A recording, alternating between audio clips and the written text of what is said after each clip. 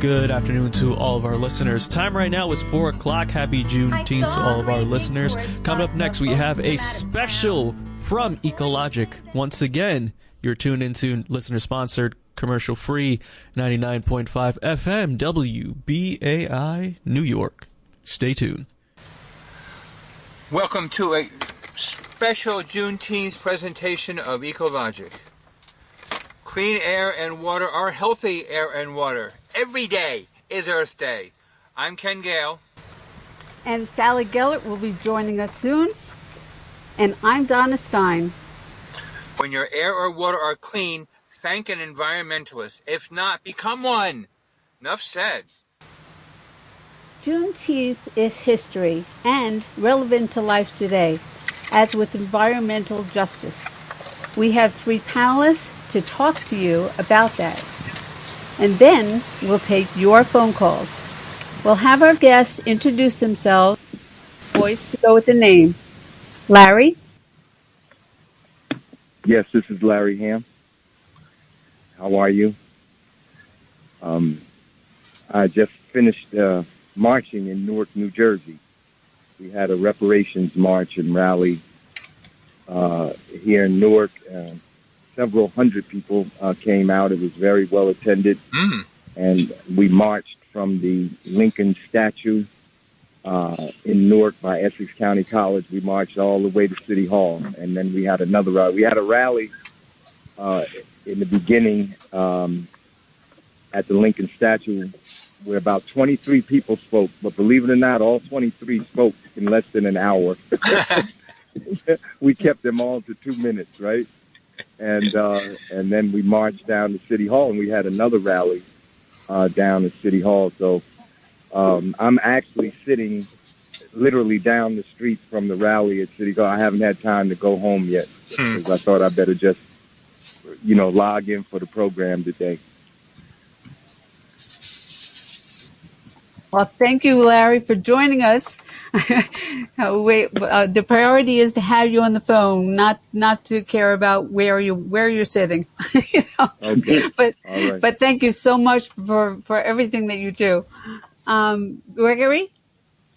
Hi, my name is Gregory Simpson. I'm actually an organic chemist by training. I'm a science educator, environmental justice activist, and I'm also the pastor of New Rochon Presbyterian Church in Pearl River. I serve on a couple of boards, including Hudson River Sloop, Clearwater, and TransArt in Kingston, and the Center for Earth Ethics in New York City. I also chair the Environment and Climate Change Subcommittee of the Presbyterian Church USA. I'm a co-founder of the Hudson Valley Environmental Justice Coalition, and I'm also a member of the Climate Reality Project's Hudson Valley and Catskills chapter. So what do you do in your spare time? Okay. Okay. I'm married and I have 2 cats. Okay. And you have a beautiful accent. Taylor, tell us about what you're about. Yeah, absolutely. So great to be here. My name is Taylor Morton. I'm the Director of Environmental Health and Education at We Act for Environmental Justice. So I handle all of our environmental health initiatives related to research and community-based participatory research, as well as our educational programming and advocacy. We Act is an environmental justice nonprofit that's been around for about 30 years, and we started out in northern Manhattan, really focusing on the environmental justice issues that were there, especially around transportation, waste transfer stations, and a couple of other key issues, but have since expanded to working on issues at the state and the federal levels. We also have a DC office that handles all of our federal policy. And the 3 of you gave us wonderful, different definitions of what environmental justice is. And I just loved hearing that comparing and contrasting. So give the listeners a brief explanation of what is environmental justice. We'll start with Larry. I consider environmental justice being all efforts to try to confront the challenges of all the different kinds of pollution that impact on the environment in our communities. I consider the issue of environmental justice to be an existential issue that faces all of humanity. However, we do know that working and poor people tend to be impacted more by environmental pollution and other environmental problems. And even within that category, minority communities seem to be impacted disproportionately. You know, so many of these toxic waste sites are located in or near Black and brown communities. But the environment is an issue that concerns all of humanity. In fact, I just heard something this week, and you guys can probably, correct me on it if I'm wrong, but it seems that the scientists have determined that the Earth is actually warming at a greater rate than initially they thought it would. And, Sure. This is a very, very dangerous situation. We really got to break down these walls. The issues of racism, the issues of environment, stereotypically people think, well, the environment is the white people's issue and the racism is the Black people's issue, police brutality. No, those are all of our issues, and we all have to deal with it. Gregory? Well, when I start thinking about environmental justice, I start with the government definition of what environmental justice is. And the EPA highlights it as the fair treatment and meaningful involvement of all people, regardless of race, color, national origin, or income, with respect to the development, implementation, and enforcement of environmental laws, regulations, and policies. So that's a government perspective on what environmental justice is. One of the stalwarts in the environmental justice movement, Dr. Robert Bullard, he describes it as irreducible to one race or one struggle. The environmental justice movement, he says, has grown to represent countless communities fighting grievances in the nexus between environmental and social justice concerns. And that's kind of the big picture and how I'm seeing environmental justice now, having all these definitions and understanding what environmental racism is, proximity of communities to environmental hazardous sites and so on. I've considered it from the perspective of one individual, one BIPOC member sitting in a community surrounded by every possible legislative and environmental issue that impacts health, that impacts education, that impacts economic well-being, pathways out of poverty, social structures that support and uplift.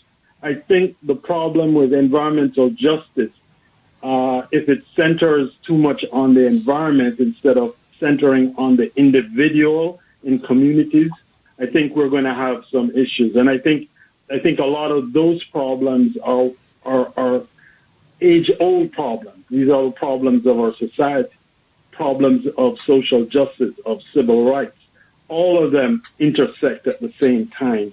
So this is, I guess, what I'm saying is that the definition of environment really is narrowed, if you will, to an individual who's subjected to something that makes that environment that person lives in unwhole. So that's kind of where I'm landing now, having gone through all these definitions and listened to so many different speakers talk about it. Wow. And Taylor?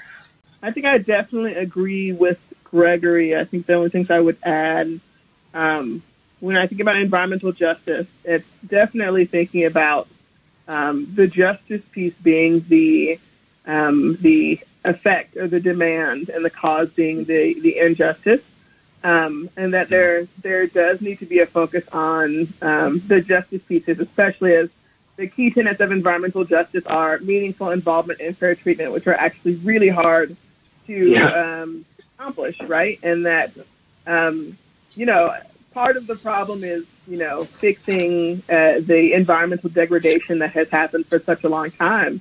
But can you even find the cost to the toil that it's taken on people's lives and people's communities, right? And, you know, what is the cost of a grandmother lost to cancer and a sister lost to cancer, a brother lost to cancer? And can you even quantify these key tenets of our human experience? And that when we think about environmental justice, it's really asking and demanding to be recognized as human, giving the right to live on this earth at the same rate as other people are living on this earth. And you know, our experience of environment is so different, especially from if you live in an EJ community.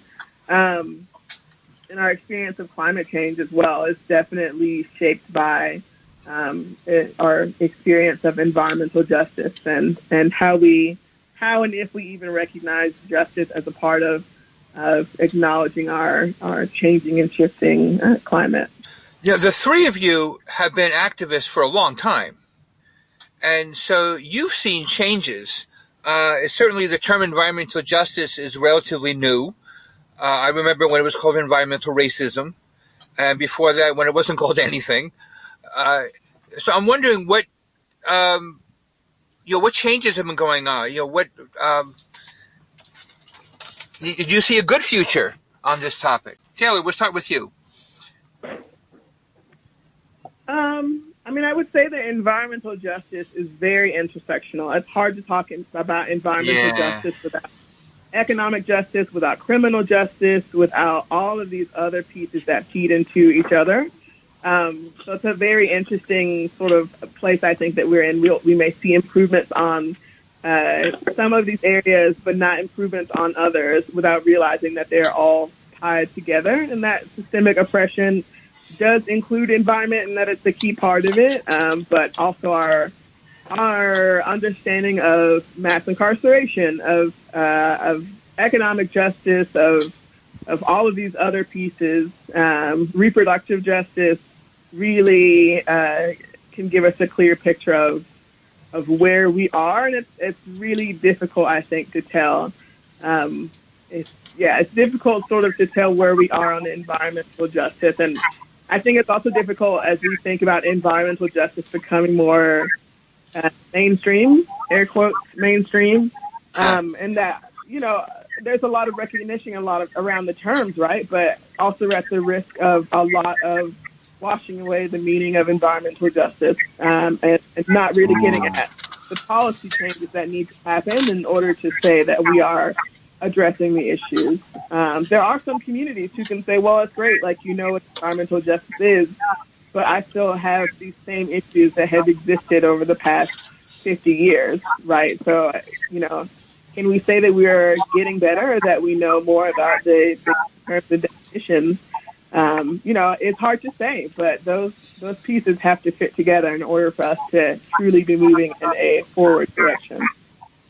You know, Larry, you went on the march today. The question I have is, like, what's the best way to communicate? Getting press, going on the marches, doing direct action. What is the best way to get? And you can all answer this. What is the best way to get the message across of what can be done? What are the next steps? Well, communication is key to getting your message across. First of all, it has to be good internal communication with the members of your organization, with the other organizations that are in your coalition. And I think one of the keys to good organizing work is coalition building. That's certainly one of the ways to break down the compartmentalization of issues. Yeah. So you have to have good communication with your members, because a lot of times, you know, we have to help the members within our own organization understand some of these issues. You know, sometimes, well, most times, I think if people were honest, you can say that in all organizations there's a certain degree of uneven development, and so you have to struggle and work to constantly show people the interconnectedness of these issues. For instance, like the issue of immigrant justice, and building coalitions. We have a growing Latino population in Newark, New Jersey. Many brothers and sisters are undocumented, and they're struggling with this issue. And there have been instances of friction between our communities, but we striving to build bridges between those communities, just like we have striven to build bridges with organizations that are dealing with environmental issues. Like in Newark, we have, Newark has a number of what they call these Superfund sites, these toxic waste sites. Some of them are down in what's called the Ironbound section. And if you're from Newark, you know how some communities are separated from each other. Like what people say, go down next, right? That's the Ironbound. So they got a whole different community down there and different organizations. But you have to reach out and build bridges and make connections and then do internal education about these issues. So today, we had if you would have seen the crowd that marched for reparations today for African Americans, you would have said, wow, because if you said reparations for African Americans, most people would say it's going to be an all black crowd, right? It wasn't that today. It was a very racially, ethnically diverse crowd today, and that was because of bridges that had been built and coalition work that had been done. And Yay, Newark. That's very Newark, warming. New Jersey. Yeah. Go ahead. Sally Gellert just joined us. Sally, you had a great question. How has coalition building changed with the internet versus when we started back in the 60s and 70s and there was more kind of in-person connections? I don't think, the internet and social media are now a part of coalition building. It's another arm of coalition building, but nothing can really beat kind of beating the pavement and meeting people and talking to people and finding out what their needs are. I mean, social media goes so far no further. It creates an environment that is very sterile. When you meet people and you talk to people, you can feel their energy. You can feel their pain. That's what I know is different from, I can't say I'm a child of those, the 60s and the 70s, so to speak, but I can speak to the fact that any activism that I've been involved with has centered on dialogue between people, not over electronic or through electronic media, social media, whatever. The other thing that I would say, though, which is really important with how the environmental justice movement has kind of evolved, it's centered on a set of principles. I think Taylor might be able to speak to this as well as Larry Lawrence. The Hamm principles, which are kind of foundational to the way we deal with democratic organizing, has been kind of at the heart of how the environmental justice movement has kind of blossomed, has moved out. The other thing that I would say is that, the environmental justice movement as we know it now, which has shifted so much at the intersect between issues of civil rights and social justice as well as environment. In times gone by, these were desperately separated, centered on ecological things and then on environmental things.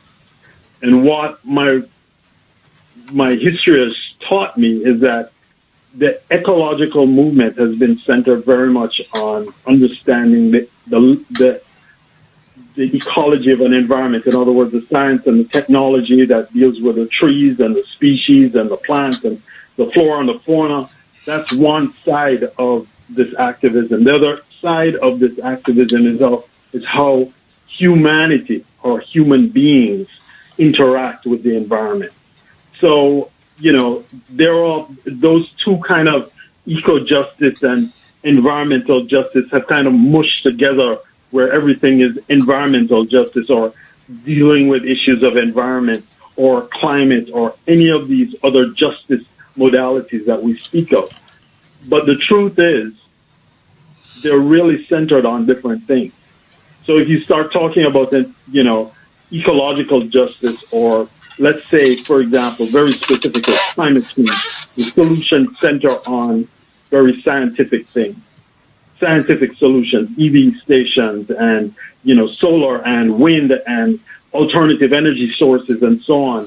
When you start talking about environmental justice, you start talking about how people interact with people and where people are, their place-based, and how that place-based has been affected by other things.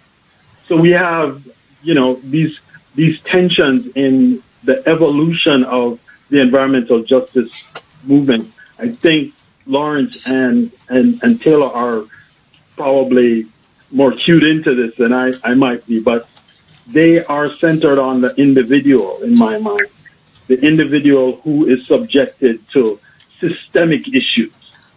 And that's not, you can't center that on an environment or an ecology.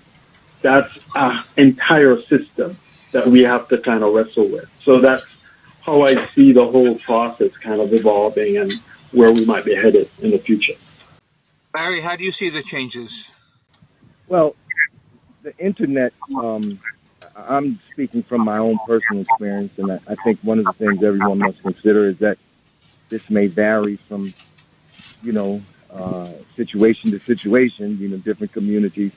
The internet has helped us, but I think we've kind of hit a wall in terms of how much the internet can do for us. I mean, it certainly can help with communication and transfer of information, but I'm going to tell you, after at least 10 years of dealing with social media, the social media is not a replacement for person-to-person contact. You got to have that person-to-person contact. In fact, especially if you're trying to mobilize people. What I've discovered in our area at this time is that, the social media is like a newspaper. It informs people, but it doesn't necessarily mobilize people. In a time of crisis, when there might not be other forms of communication available for whatever reason, it certainly can mobilize people. But you kind of hit a plateau at a certain point, and then you got to have that person-to-person contact, whether it's in your community or you're trying to build bridges and coalitions with other communities. Gellert, with the training WEACT is doing, you must be doing both of those things. Yeah, I mean, I think what I've found in my work, so we are doing an environmental health and justice leadership training that we've previously done in person, are now doing virtually.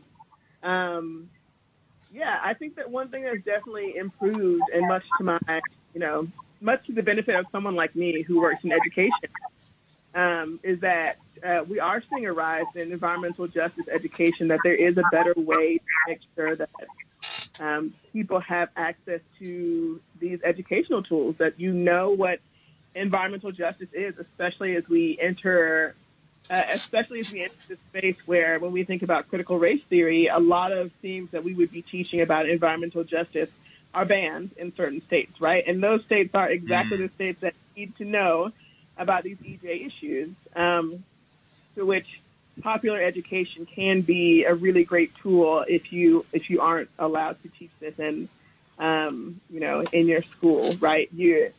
There's a ban on teaching critical race theory in classrooms, right? But there isn't really a ban on doing that over the internet. Kids can still go and research and do what they need to do. So I think in that way is definitely a benefit. But I would definitely agree with Gregory and Lawrence that that as far as organizing, there's no replace for the face-to-face discussions, right? That human piece of what it means to have a conversation with someone and really, have a discussion about the issues, especially issues that are that tend to be a little bit more sensitive to people's lives, right? Those are really hard to have online. And also what we found in our work is that there's definitely a digital divide. When the pandemic first happened, right, we realized how hard it was to organize because everyone doesn't have the same access to internet. Everyone doesn't have a smartphone. Everyone doesn't have all of the things that we would need, even if we were doing programming or if we wanted to get folks signed up for testimony. That it's a big spectrum on that. And so actually utility justice is something that has really come up for us in the past year. Thinking about organizing and how the way that internet has revolutionized. I think there's definitely a digital divide, and I think in some ways there's a generational divide around how we use the internet to organize. I think when you look at a platform like TikTok, right, where you have all of these, hundreds of thousands of young folks exactly who are on to catching these trends and doing all these things, it definitely doesn't take the place of organizing, but it seems like there's a space as well for digital organizing, and I don't know how that intersects with environmental justice. I think that's something that story that's yet to be told. But I think that the access role to technology and internet access is going to really define how environmental justice continues to evolve in a technological age. And I think that it'll be interesting as well to see how it evolves with this upcoming generation. I think that the big part of environmental justice is that the baton has to be passed. And that the way that it is passed may not look like the way you had expected it when you passed it to the next person. I'm sure that when folks are passing it to people like me, they're like, well, I didn't think, you're working on these issues, but we're moving the work forward. But I'm sure as we continue to pass the baton on environmental justice and other key issues, that we will find that the work will happen in ways that we haven't imagined or seen before. And that's also okay. But the truth is as well, there's also some really grounding pieces and foundations of environmental justice that won't go out of style. Yeah, I have noticed that environmental justice groups have probably the best age range of memberships, active memberships, of pretty much any group. It's a wonderful cross-section. And you're listening to a special Juneteenth presentation of Ecologic. Normally we're on Fridays at 2:30 p.m. And today we're bringing the historical aspect of Juneteenth to the modern world. And our guests today are... I'm here, Larry Hamm, Chairman, People's Organization for Progress. Gregory Simpson, Hudson Valley Environmental Justice Coalition. And board member of Hudson Clearwater. Hudson, yes, thank you so much, Donna. And Taylor Morton, Director of Environmental Health and Education at We Act for Environmental Justice. And we were we've touched on coalition building and how important that is. And I'd like to say that Clearwater is working with We Act and Taylor right now to bring in your training program to Clearwater. Tell us about that. Not just about Clearwater, but about how you bring it to other organizations. Absolutely. We have a program at We Act called the Environmental Health and Justice Leadership Training, which we started about 20 years ago, and that's for the most part, adults in our community who needed to be brought up to speed on environmental justice issues. It's really hard to be a leader if you're not informed about the issues, and that is not a failing on the individual, but a failing of the institution to really teach us about the issues that would be impacting our lives. Issues like air quality, issues like the history of environmental justice, thinking about water quality, indoor environmental health, and a couple of others. But the program has definitely grown, and we are partnering with with the Clearwater to really offer these programs online. Normally they're offered in person, but we're able to offer them online to give folks a deeper training on the issues, and also training on how to organize around these issues. Knowledge and having the information is only part of the work. The other part of the work is knowing what to do with the knowledge and information and how to be engaged in all of the processes that can bring about change, and taking some time to think about and how we might address environmental justice issues in our own community.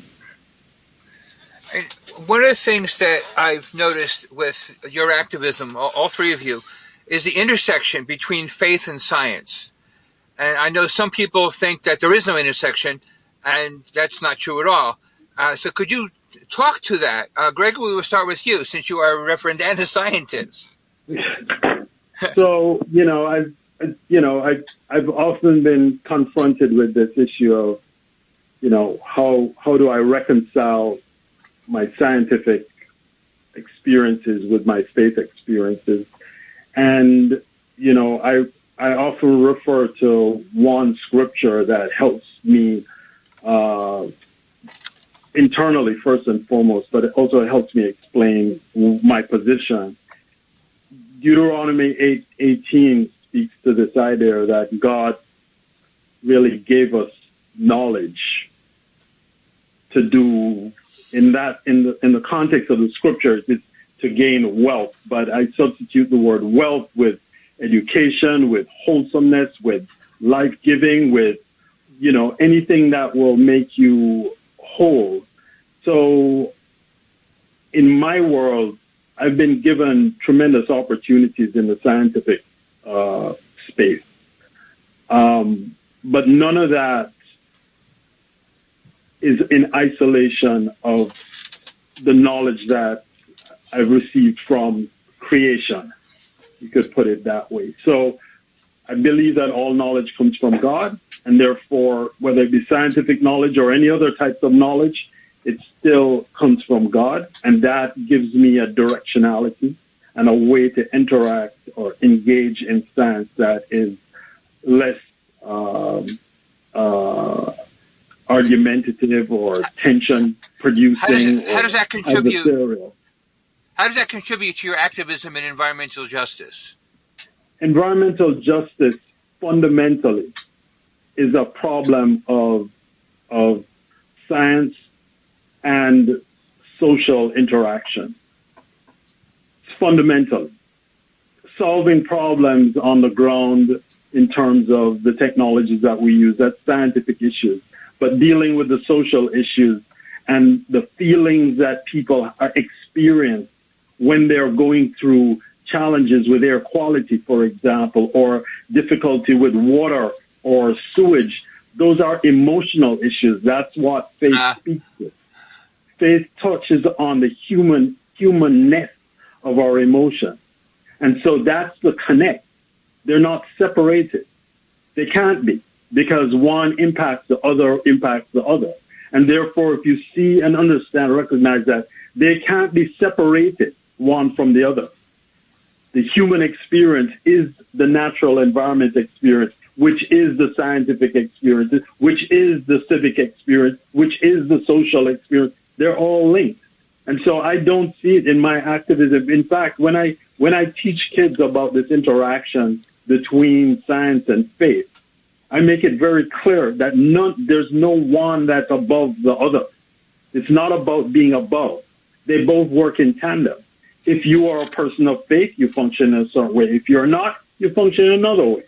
And so, for me, as I said, all knowledge comes from God, but that's my Christian belief. And therefore, I use that in my activism and in my teaching.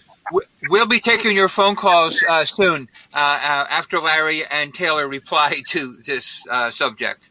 Larry? Well, that's a very good question. We probably need a whole program just on that question. But let me try to give a direct answer. First of all, I try not to let my personal religious beliefs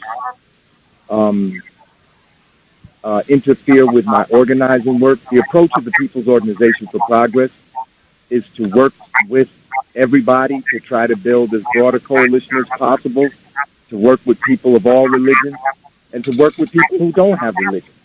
There are people that don't have religion too, but the truth of the matter is, especially if you work in minority communities, most folks, or let's say a majority of folks, I don't know how big that majority is, but most folks are either active or inactive church members, belong to a church, etc. The other thing we have today, now, there's always been a presence of progressive religious leaders in the movement, but they're really, in the last few decades, this is my anecdotal opinion, I haven't taken a survey, but anecdotally, there seems to be now a proliferation of progressive political organizations.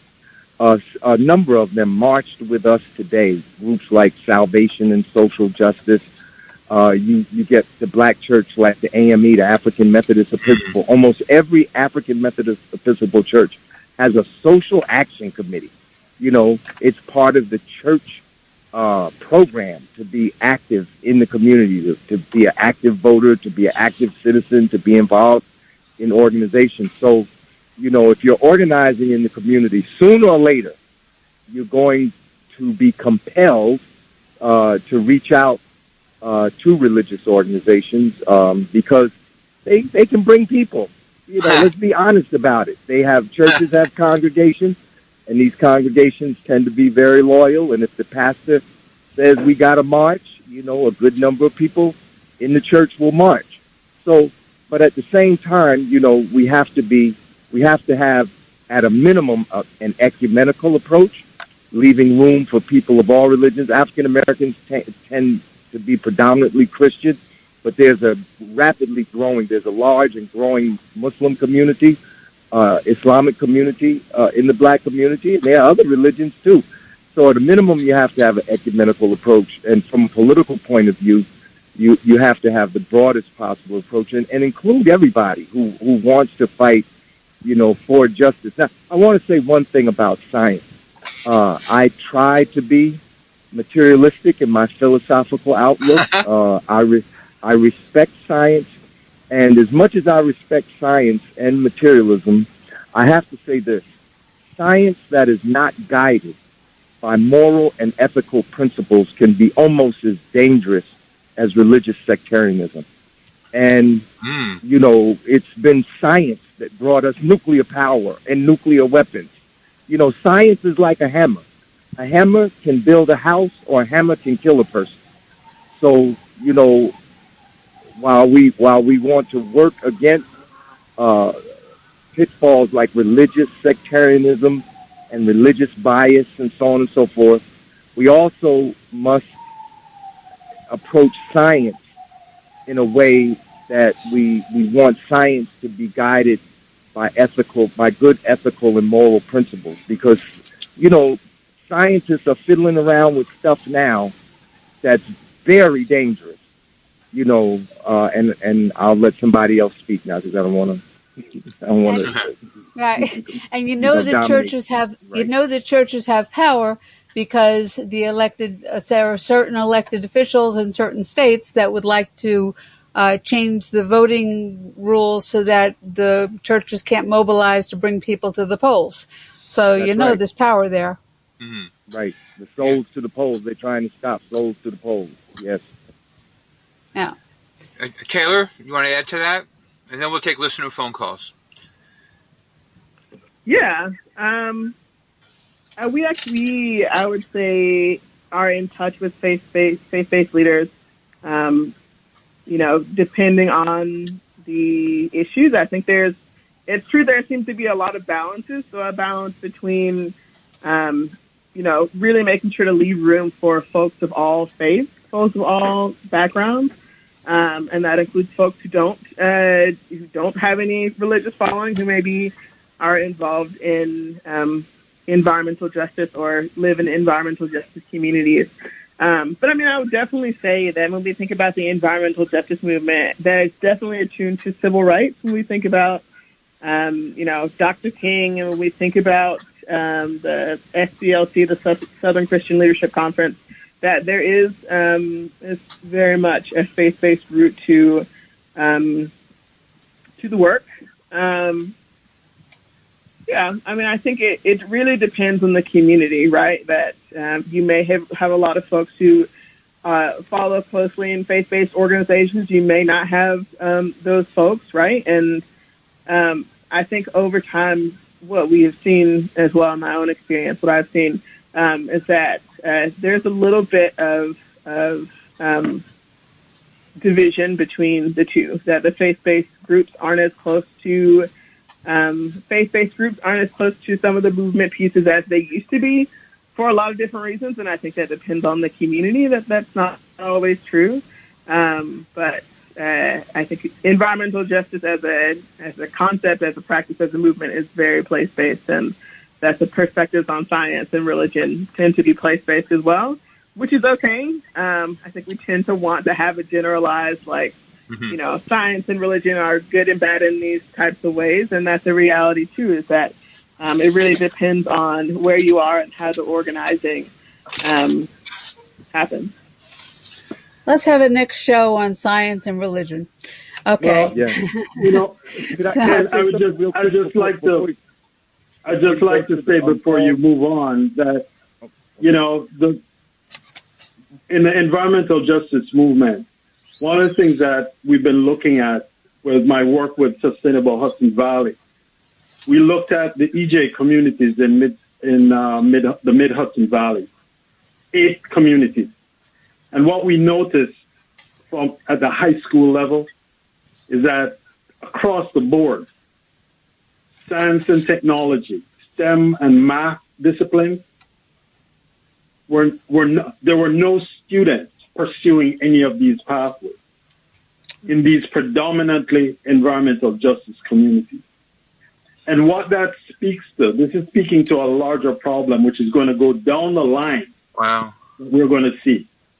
The solutions that we need, just as, Lawrence and Taylor are talking about, are collective.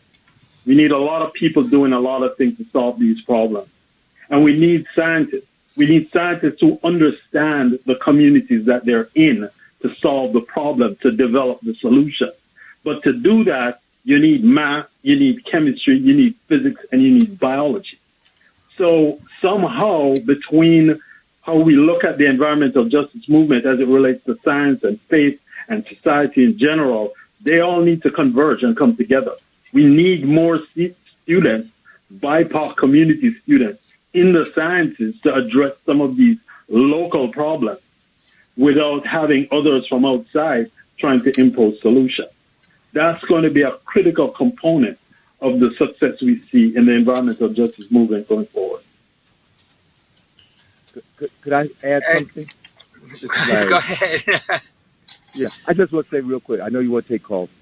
The overarching category of environmental justice is becoming broader and broader, and another category I think has to be included is space. When I say space, I'm talking about outer space. I've just recently discovered this whole problem of space pollution, the amount of junk we have in the upper atmosphere that's circulating around the Earth. Like I didn't know we had over 3,600 satellites, circling the Earth at one time. And then every time they go up, they leave rocket ships and equipment and stuff just floating around out there.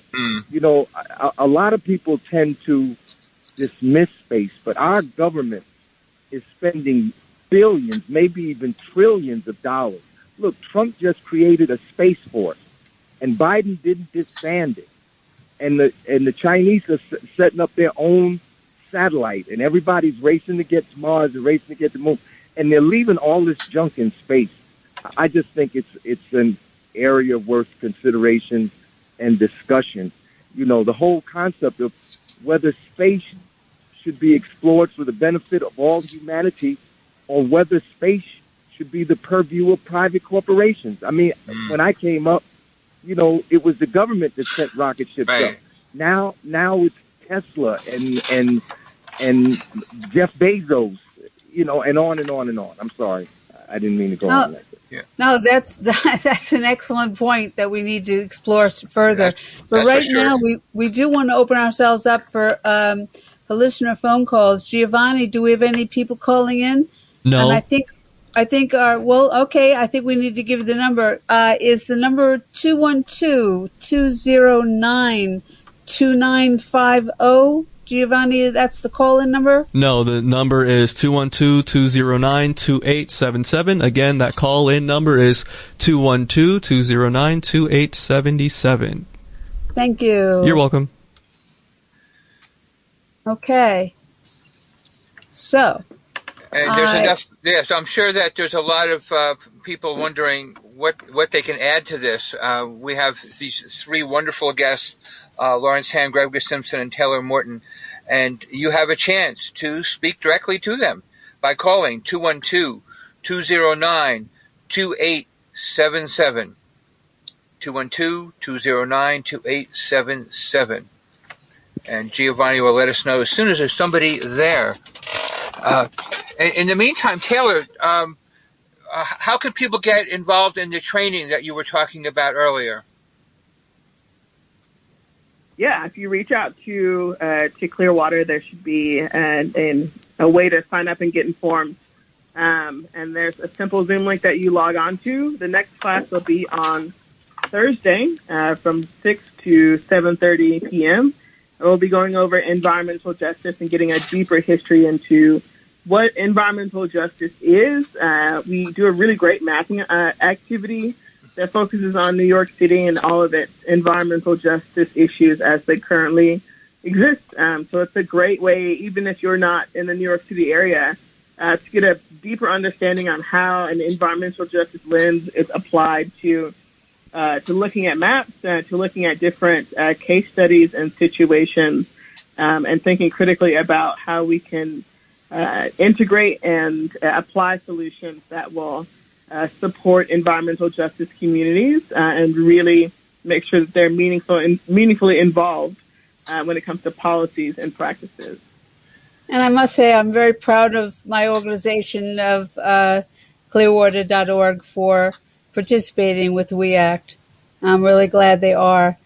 And I'm very proud to have Gregory part of the Clearwater family with me. And we're both on the board. All right, and now we have some calls ready to take some. All right. Welcome to this special of Ecologic. Hello. Hi. Yeah. Hey, this is Sharon Abreu, formerly of New York, currently of Orcas Island, Washington. Hi, Sharon.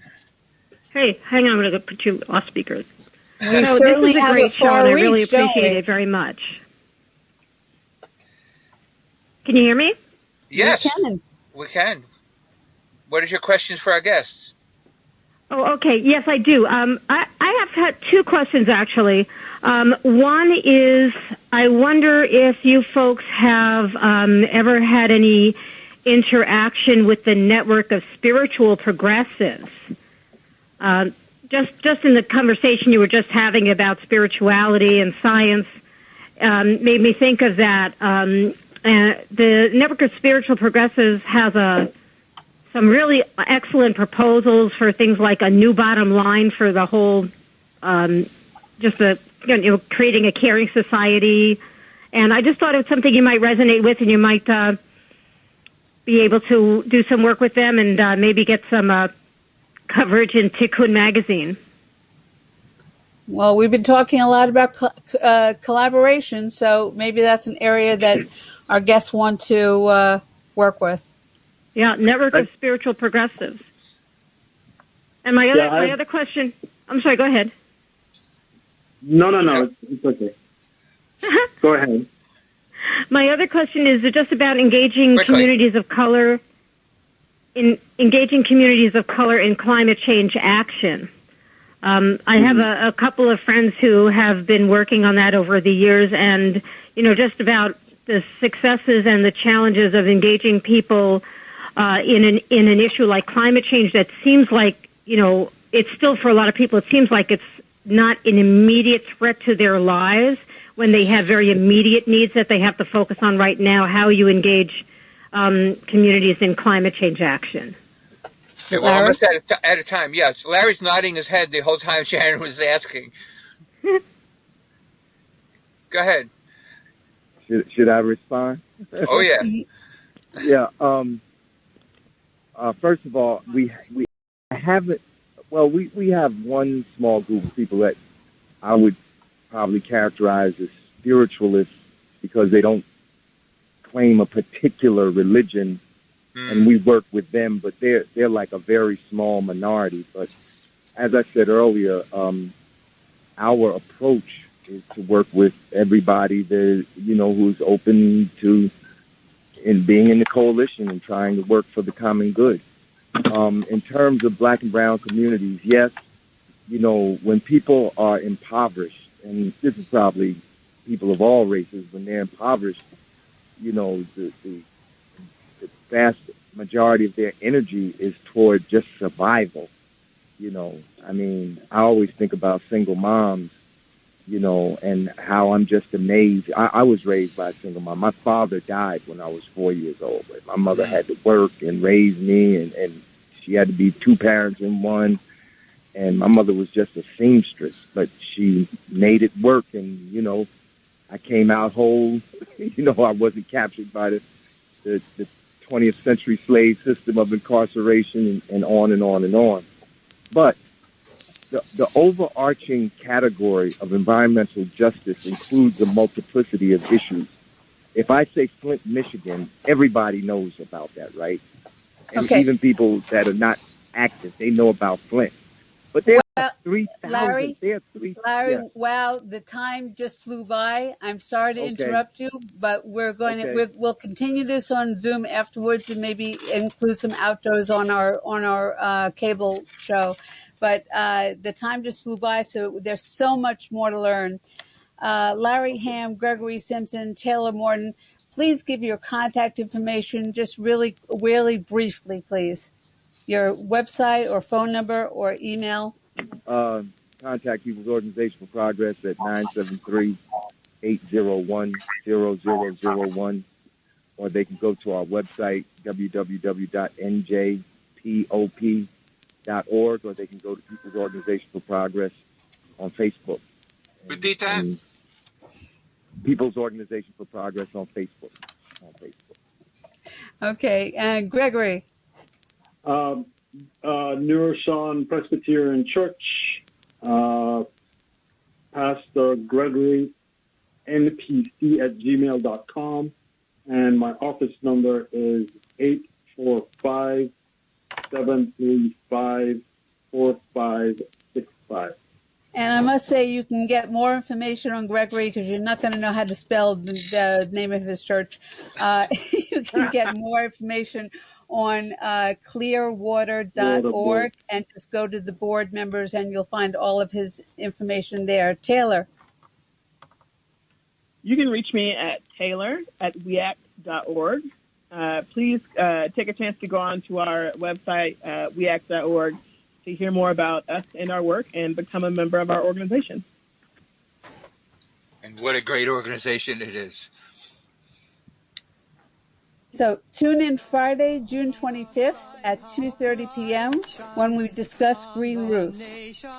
You can rely on Ecologic to bring you news of upcoming events and people making a difference. This is a most important role for Ecologic and WBAI FM.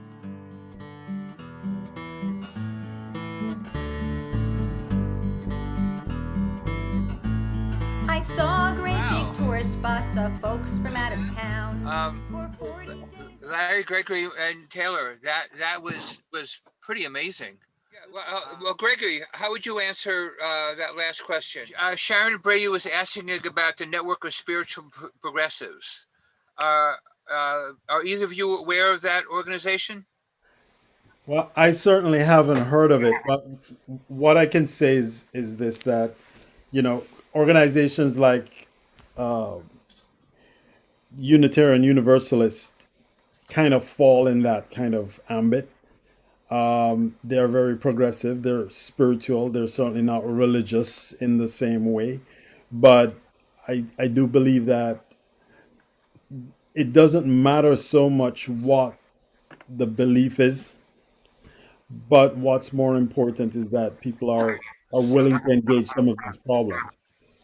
So, spiritual progressives, nuns, as they call it, there are another group that are called nuns, no, not, Yeah. uh, Yeah. but they all fold into kind of a package of individuals who want to know something or want to solve a problem, particularly environmental. I mean, I don't Yeah. know what else to say, but I'll Well, certainly follow up. well, Sally is certainly involved in that. Oh, okay. Yeah. Yeah. I And, thought I was going to be at the General Assembly next week with a action of immediate witness on the pandemic, justice, healing, and courage, because we sure need a bunch of that. Yep. Yep. and a group of Wiccans asked me to speak on renewable energy at one of their conferences a few years ago. Because it's like, here we are, we worship the earth, we respect the earth, we love the earth.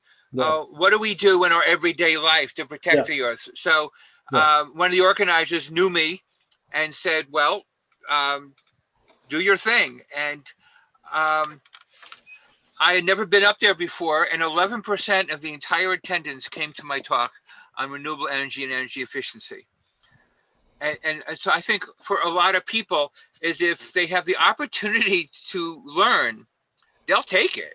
Right. We had, with Chris Benedict, one of the greenest architects in the entire country, did a talk in Rockaway. These are the green materials you can use to fix your house. And they were so happy to get this information. Yeah, people really like practical info like that. It's like, Yeah. what can I do? Oh, she brought this big duffel bag, and she had samples of good insulation. Yeah. And when she started taking it out, the whole audience leaned forward. We were sitting in a circle. You would have thought it was choreography. And one person said, I knew there was a way of doing it right. I didn't know how.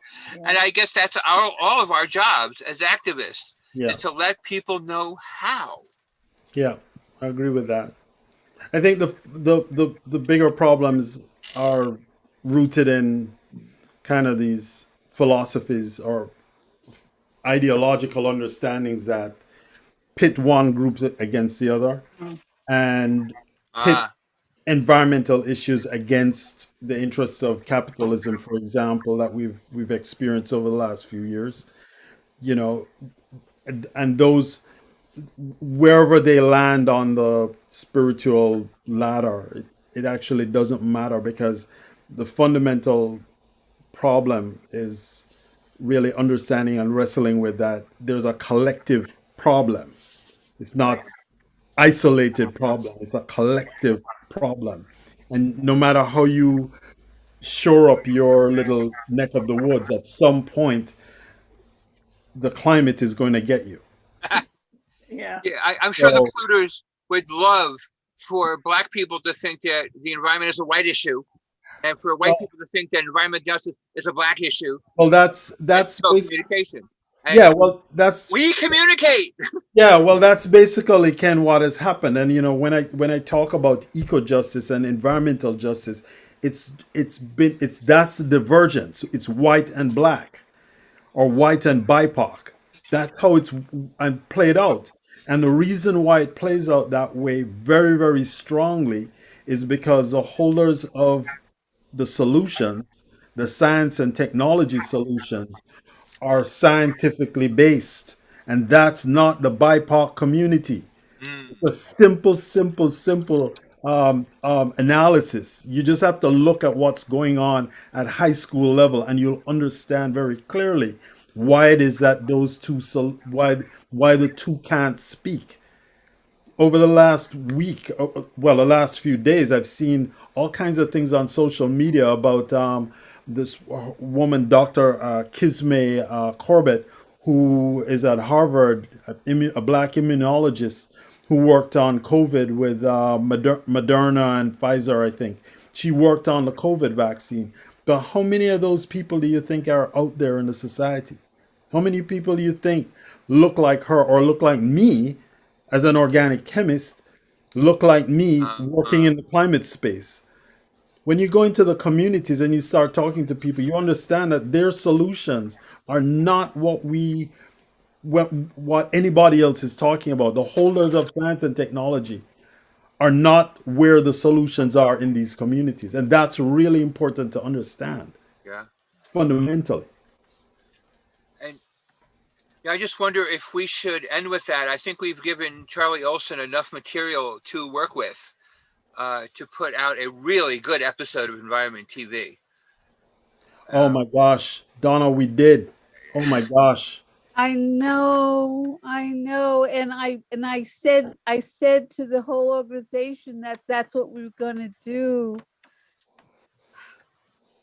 Darn. Yeah, but you mentioned Clearwater.org several times during the show.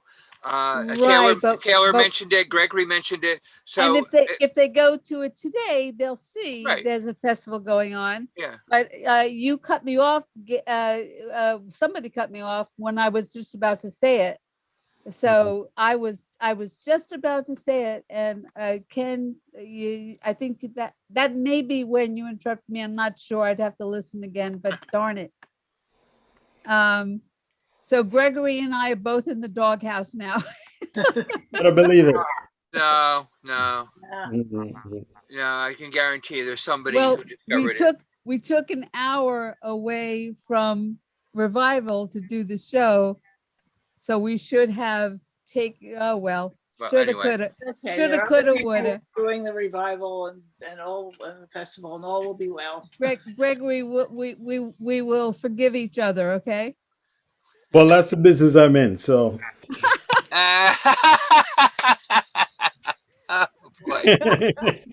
Oh boy. I feel so much better now.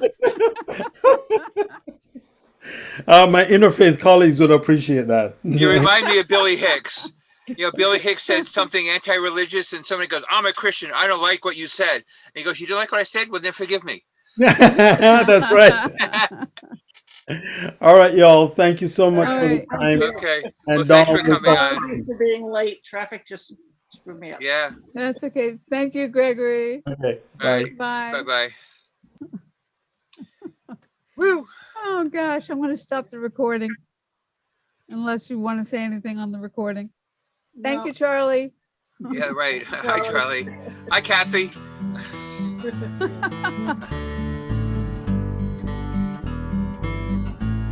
I saw a great big tourist bus of folks from out of town. For 40 days and 40 nights, they covered miles of ground. They had a map and compass, but they still were not arriving.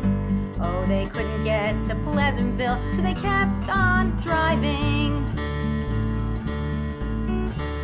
And then one day the sirens blew, the county was aghast. It seems the aging nuke plant had an accident at last.